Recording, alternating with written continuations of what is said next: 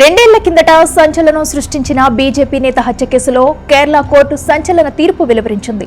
15 మందిని దోషులుగా నిర్ధారించిన అలప్పుజ న్యాయస్థానం వీరికి ఉరిశిక్ష విధించింది. దోషులంతా నిషేధిత పీఎఫ్ఐ, ఎస్టీపీఐ సంస్థకు చెందిన కార్యకర్తలు.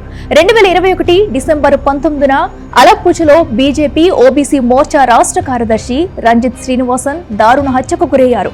పీఎఫ్ఐ, ఎస్టీపీఐ కార్యకర్తలు అతడి ఇంట్లోకి చొరబడి కుటుంబ సభ్యులెదుటే అత్యంత పాశవికంగా నరికి చంపేశారు. రంజిత్ శ్రీనివాస్ హత్య కేసును దర్యాప్తు చేసిన కేరళ పోలీసులు పక్కా ఆధారాలను సేకరించారు.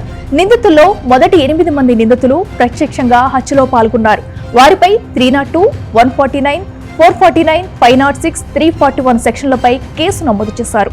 మారణాయుధాలతో ఇంటి వెలుపల కాపలాగా ఉన్న 9 నుంచి 12 మంది నిందితులపై 302, 149, 447 సెక్షన్ల కింద దోషులుగా నిర్ధారించారు. కేరళ చరిత్రలో ఒకేసారి ఇంతమంది నిందితులకు మరణశిక్ష విధించడం ఇదే తొలిసారి.